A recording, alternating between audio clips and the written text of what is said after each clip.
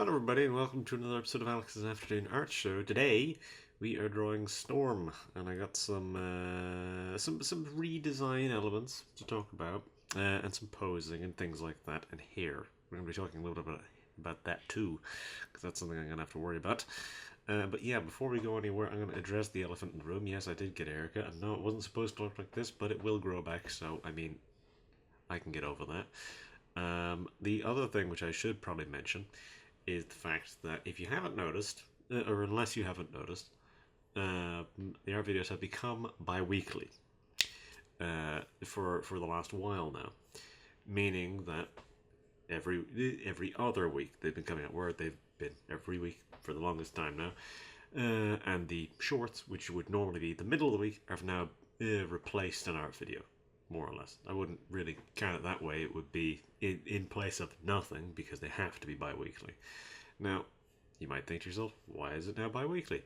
The short answer is I just straight up don't have as much time as I used to, so I don't have the ability to record these. My time is a little bit more limited, so it's a case of where the options were do fewer art videos or do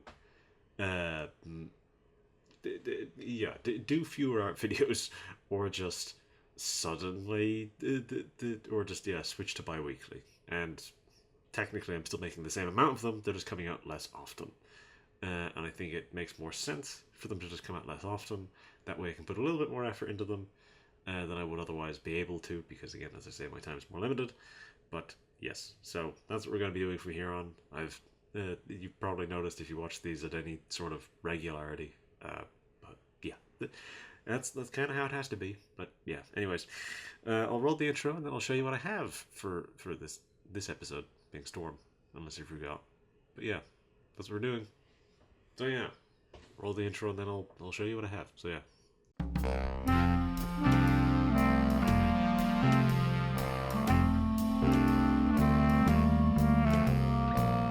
So, this is where we're at. As I mentioned, I got some posing stuff to do, and a little bit of redesign stuff. So, I mentioned before that we're doing some hair and things like that, so we're drawing Storm with the mohawk, but we're still doing the sort of predominantly white costume, so it's technically something of a play on, I guess, the X-Men 97 costume before she still got the mohawk, but also still the white costume, because my preference has always been the white costume. I was originally going to have this be I was originally going to do something which was a bit more in line with the 80s costume, the sort of that thing, which is a little different than what we've got here. But yeah, I decided to sort of stick with the white costume because I like that more. Okay, a bin truck passed the house there, so I had to stop for a moment. Anyways, as I was saying, this costume is based off of the 90s one, so it's still going to be predominantly white because that's just a bit more interesting to me color-wise. I think the sort of the white and gold is a bit more interesting than the black and gold. I never really liked a lot of the black costumes. I feel like they're generally a little less interesting. The white is a lot more striking, and to me that's just, I think of that more so when I think of Storm, is the white costume. And so I've added a little bit more movement to the costume because ordinarily it's a fairly simple costume. It's just mainly the white sort of centerpiece, give or take maybe gloves and baggy sleeves. In the animated series, I don't recall her having the sort of baggy sleeves, but she sort of has that to a degree in X-Men 97, kind of. It's not very prominent, but yeah, it's sort of there. It's very much there in the Marvel vs. Capcom designs. And she doesn't have gloves in the show, but in the games and in the comics she had gloves. Here, no gloves, but the sort of sleeves right up on the back of the hand, so that's a sort of an alter, just something that sort of splits the difference. And then there's the sort of lines to indicate the shape of boots, which that is in the original design, and then there's this sort of central stripe and then the shoulder pads, which then the cape falls out from behind those, and it splits down the middle. So, let's start talking about some of the things that I changed. So, the buttons. The shoulder pads are connected via buttons to the center piece. That is the same as the original design, however I've made the buttons a little smaller because I feel like they sort of do draw the eye, and they add the red, which I think is, it's a very much a break in the colors, but I don't want it to be too big or too prominent, so I decided to make them a little smaller, and we'll see how I feel about that. I might make them bigger again, so we'll see. So the central neck stripe and then the stripe down the side is still there, but then there's a symmetrical line here, just without the stripe on it, so it has a bit of a sort of a double breasting kind of look that you might see that way. So like on a coat you would see this type of design, but there'd be buttons here and here, and then it would sort of be a symmetrical button that would go down like that. And then there's the stripe around the waist, which is a sort of a belt line. In the original design is a sort of straight, it's a fairly straight line, if a little rounded. Here it's pointed, so it comes down in this sort of slightly rounded point that comes up and out like that. It's the same type of thing I have on the end of the sleeves, and it's the same thing, I have it as these little cuffs, because in the 90s show there's a little golden band around her wrist, and that's where it connects to the cape. And then in a lot of the other designs, there's the glove, where there's the gloves, it connects just to the bottom of the glove. Here it connects to these little bands, which have a little line in them, much the same way that the shoulder pads do, and they'll have a similar design to the shoulder pads, where the little stripe here is gold, and then the rest of the actual piece is white. So yeah, that's how I'm kind of doing all of this. Is these lines are there to be more functional, but they're not even necessarily functional. They're little seams and stuff like that. Like this is just a design piece, and then a lot of the lines around the sort of waist are just to sort of dictate where stretches and bends would be. So for example, along the hips and things like that, you get a little bit of a bend there. And then along the inside of the arms, that's again, this is sort of a necessary seam. And here, this is just to apply some emphasis to the shape of the shoulder pad along the shoulder here. And then this comes up along the neck, that's there. And then the boots, there's still the line there to indicate where the shape of the boot would begin, and then there's these little lines here to show off that it sort of connects from the central piece of the thigh and then the calf into the bottom of the boot. And because both her feet are facing down, you can't really see, but I would say there's probably some sort of trim along the bottom of it of some variety. But obviously, yeah, because this is you're only seeing the top of the feet, it's not really a thing that you'd be seeing there. And then there's obviously a little line on the inside, or on the outside of the leg, just to show that there's a bit more design going on that way. But largely, this is pretty simple.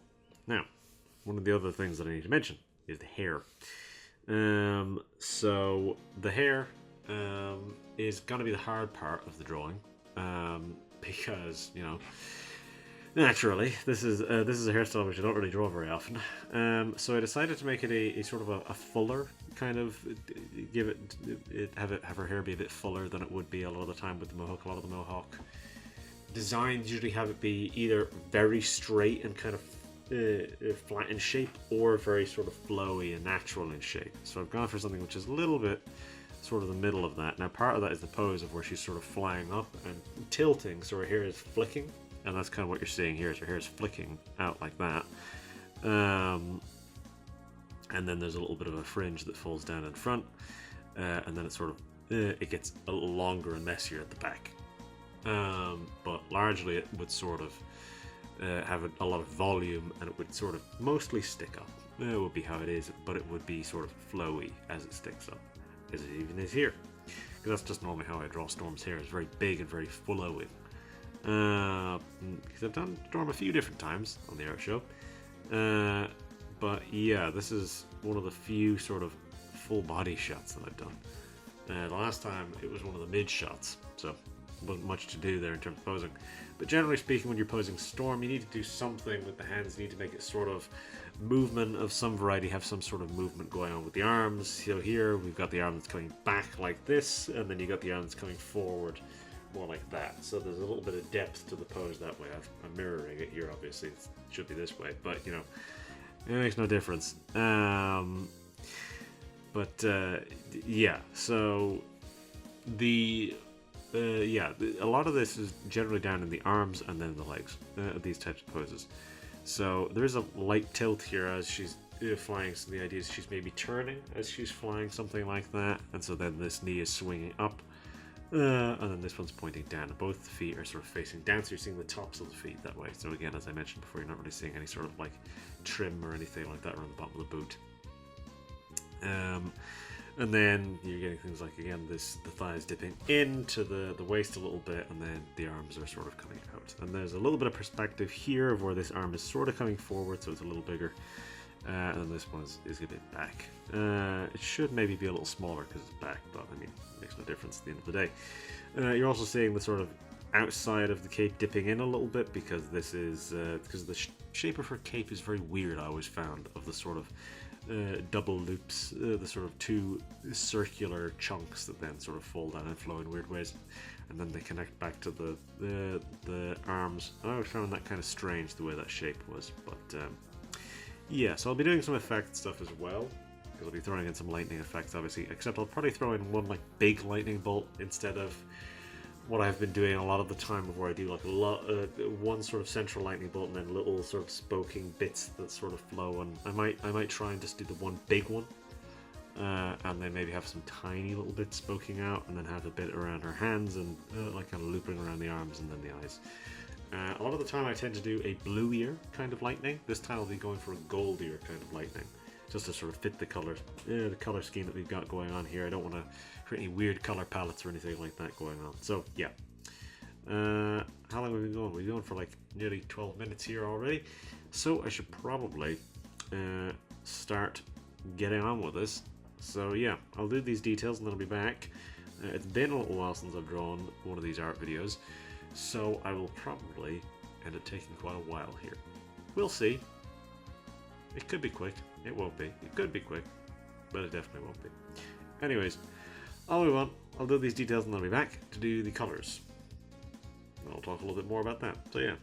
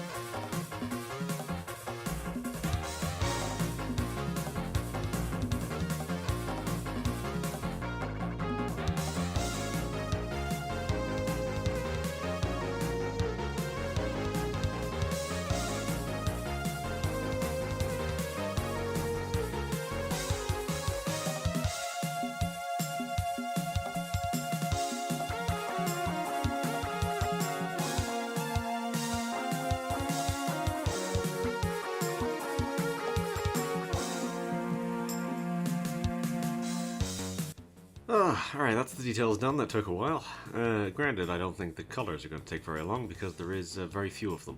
Predominantly we're dealing with flat white, meaning we're going to need to do our background in this section as well. So as I mentioned before, we're going to be doing some of those lightning effects and things like that. I'll probably wait before I do the... No, I'll do the lightning effects in this section, but I'll wait until the end of the section before I really kind of focus in too much on them.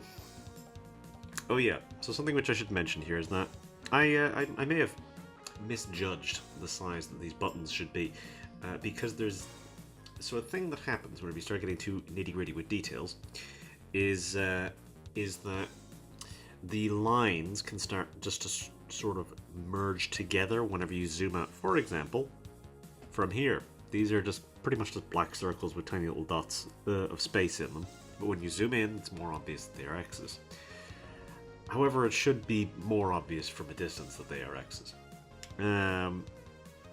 So, this is what I mean when I say I probably should have made them a little bigger, because I didn't even have the room to make the to make the sort of shape of the X a thing. So it just has to be. I had to just draw in an X normally with just the normal darks of the brush. And so that's what I did, because not really any other choice in this situation. So yeah,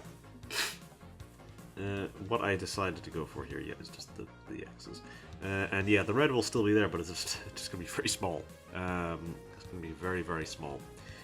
I don't think there's any major changes I made. I changed the shape of her face a little bit. I emphasized the cheekbones a little bit more, because yeah, I already have the cheekbone emphasized here. So, something which I should maybe mention is that I typically envision Storm to be a little older than a lot of the other X-Men. So I usually, whenever I'm trying to make a character look a little older, I'll generally emphasize certain features. For example, whenever you start getting older, certain parts of your face become more emphasized. You get more defined lines and so on and so forth. So I decided to emphasize the sort of line of the cheekbone, a little bit of a line at the edge of the mouth, and then the lines under the eyes.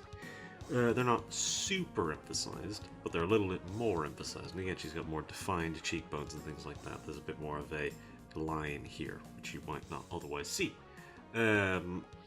So again, just a little something which I added.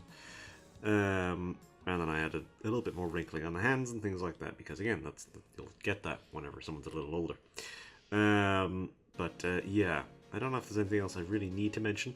I wanted to emphasize the cleft in the cape a little bit more, so I made that line very dark. Ordinarily, there would be like a little trim on the back of the cape, and this is the back of the cape dipping in a little bit. So ordinarily there would be a little trim on that, but I decided not to include it, just for the sake of making things easier, and because the shading on the cape is going to be pretty harsh, so there's really not much need to do it, because that will just be detail that'll be getting lost later anyways. So it felt just appropriate to not even bother with that. So now, color-wise, the suit is going to be predominantly mostly white. Like these little detailed areas are not going to be any other color. They're just going to be predominantly white. I debated throwing in a little bit of light gray or something, but I feel like that will just get a bit muddy if it's not handled right. So I decided to just go with the white as a whole, because I think the white is probably just a better idea for that. It'll come out much cleaner and nicer, I think. And yeah, I want this to sort of be a nice, clean, easy one, because it's been a little while since I've actually recorded one of these. So, easier is better. But yeah, so during this section I'm going to be doing those little background elements, probably throw in the little bit of a streak of a lightning coming out of the eyes and things like that. Same with around the arms, little bits and pieces like that. That's what I'll be going for. But that does mean I'm going to need to colour the eyes over everything else, which is a bit odd. But we'll get to that. Anyways, I'll do these colours, and I'll be back to do the painted shading. So yeah.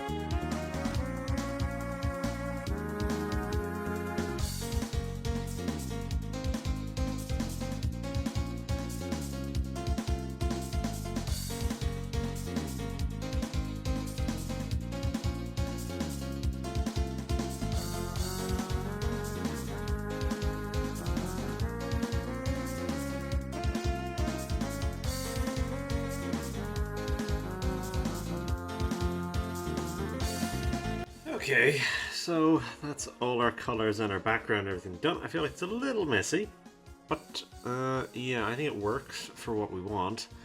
The sort of background lightning, I try to use. I used a different kind of glow for the background that I did for the eyes and everything. Like whenever you zoom in, it's a little bit more obvious that the color is obviously slightly different, but only slightly. It's the background's more gold than the foreground stuff, and the foreground stuff is it has a sort of thicker glow that doesn't emanate as much. As you can see here, it conforms pretty closely to the actual bolts that are coming out and spoking out that way. And obviously I drew the lightning different here, of where the lightning spokes more. It has more like little kind of lines and things like that sort of coil and move around, whereas the background stuff is bigger, thicker, and it sort of just shoots down. It all shoots sort of, well, the opposite way of the way my arm is moving there. It all sort of kind of moves across and just sort of keeps moving in the same direction. Now some of it sort of spokes out like this. I think some of the spokes are a little unnecessary, but I don't think I'm going to remove them now, because it would probably be more of a pain to do that than to just simply keep them. But yeah, I added even a few more there just a second ago, just to sort of thicken up some of the bolts and things like that, just so that it's a bit cleaner. But yeah, so our painted shading, it's going to be pretty simple, because there's not many colors to paint. I'm not even going to bother painting some of them. Like, I don't even going to bother painting the gold because there's not enough of it. I'm not going to paint the red because there's not enough of it. I'm only going to be painting the hair, the skin, and the white. I need to add a lip color. I forgot about that. I can do that in just a minute here. I'll do that at the start of this section just because that'll be easy enough to do. So that'll just take like 5 seconds. I'll do that at the start of this section. I don't think there's an enormous amount I need to cover. But yeah, I think there's a lot of movement going on in the background. It definitely spices things up. It makes things a lot more dynamic that way. With all the sort of lightning moving and shooting through everything. It just sort of, and it livens things up a little bit, because otherwise the background is, just, let me demonstrate. That's the background otherwise. So it definitely livens things up a little bit. But yeah. It's funny. I think I've criticized this before, but a lot of people seem to just limit Storm's powers to just lightning, even though she can do a lot. So I would generally point it out as a criticism of a lot of the way that she's either written or depicted, that it's generally just lightning, even though here all I'm doing is lightning. But lightning is more visually interesting whenever you're doing a single image. So that's the thing. I'm only doing the one image, and it's kind of hard to demonstrate all these other powers in the one image. So that's what I'm sticking to here. I have an excuse. If you've got a whole movie and all you're using is lightning, then that's just uncreative. Or a whole TV show or what have you, and all you're using is lightning, that's uncreative. But for the purposes of a single image, I think it's fine. or if it is a very brief appearance and all you're using is lightning, sure, who cares? Anyways, I'll add the lip color, and then I'll do the painted shading, and I'll be back to set up all the last bits. I'll do the detailed shading and all that stuff afterwards. So yeah, I'll do this.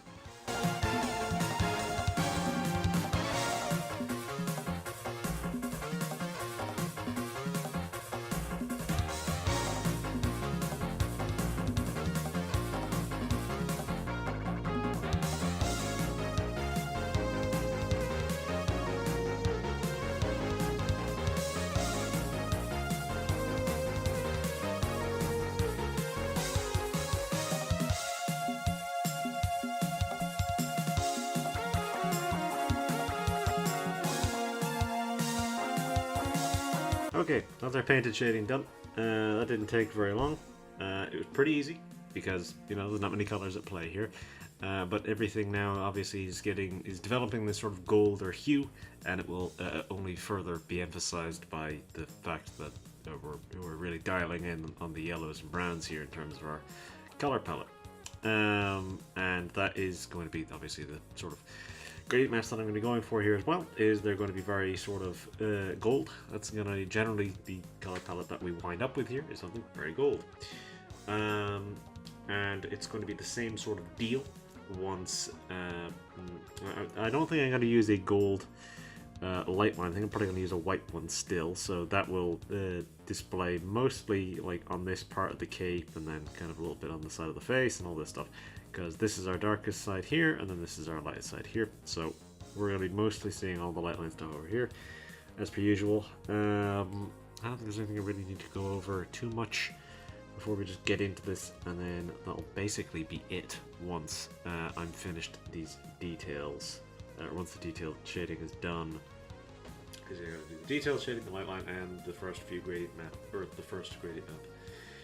So yeah, I suppose I'll do these, and then I'll be back to do the last gradient maps, and to wrap up. So yeah, I guess I'll just move on. Nothing I need to really cover. So yeah.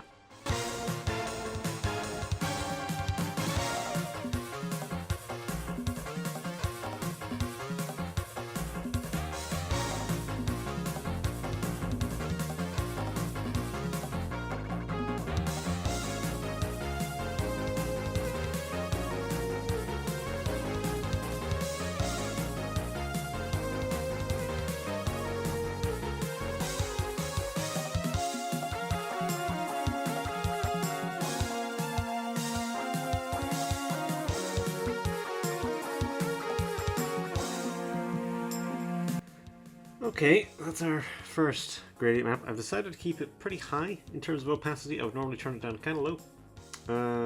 I decided to keep it at 80%, where I would ordinarily maybe bump it down to 60 or 70%. I left it as a soft light layer.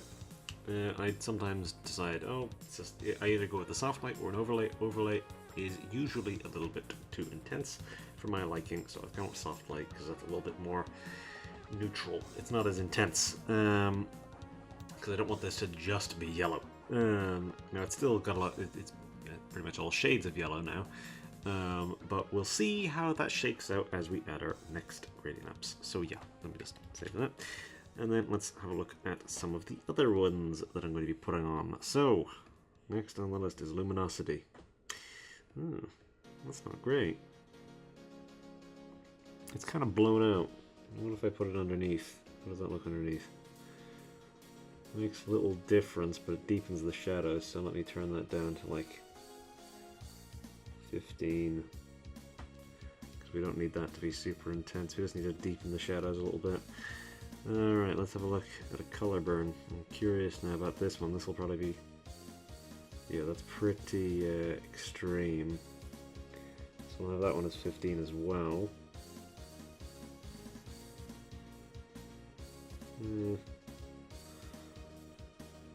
Maybe put that one in the middle. I'm curious about something. Let me make another layer and put it over everything and make it a lighten layer.